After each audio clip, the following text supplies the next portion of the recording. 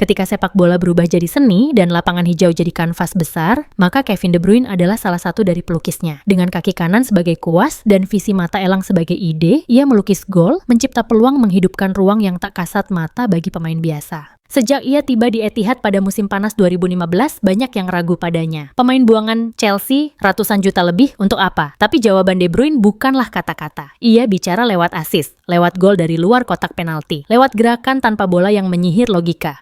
10 musim berseragam langit biru Manchester, lebih dari 100 gol, hampir 200 assist, 6 gelar Premier League, 2 FA Cup, 5 Piala Liga, dan akhirnya trofi yang sempat jadi mitos bagi City, Liga Champions. Dan di semua itu ada jejak kaki Kevin De Bruyne. Kadang satu sentuhan, kadang satu visi, tapi selalu pada momen yang menentukan. Ketika City nyaris tumbang, De Bruyne berdiri di batas keputusasaan dan harapan. Memberi umpan yang tak masuk akal, menyodorkan bola seolah ia melihat masa depan. Ia tak hanya bermain, ia mengatur simfoni.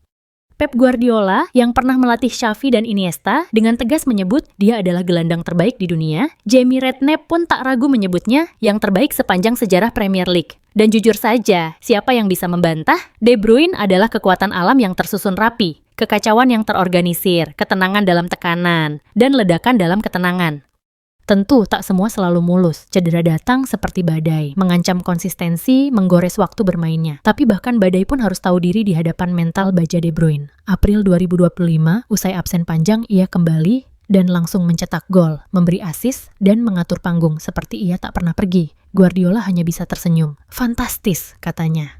Dan musim ini, 2024-2025, adalah musim terakhirnya bersama Manchester City. Kontrak tak diperpanjang, dan dekade yang nyaris utuh pun berakhir dengan kepala tegak dan sejarah yang lengkap. Bukan karena ia usang, bukan karena ia habis, tapi karena legenda juga butuh pamit sebelum kenangan jadi luka. Lalu, jika ada yang bertanya, sehebat apa Kevin De Bruyne di Manchester City? Ia bukan hanya hebat, ia ikon, ia poros, ia roh dari filosofi Pep Guardiola. Ia legenda yang masih bernapas dan sejarah yang sedang ditulis, bukan di museum, tapi di setiap pekan, di setiap umpan silang, di setiap umpan terobosan yang menantang hukum geometri. Dan ketika nanti ia benar-benar pergi, Etihad akan terasa sedikit lebih sunyi, sebab tak akan pernah ada Kevin De Bruyne yang kedua, karena keajaiban hanya terjadi satu kali, dan bagi Manchester City itu terjadi saat nomor 17 bermain.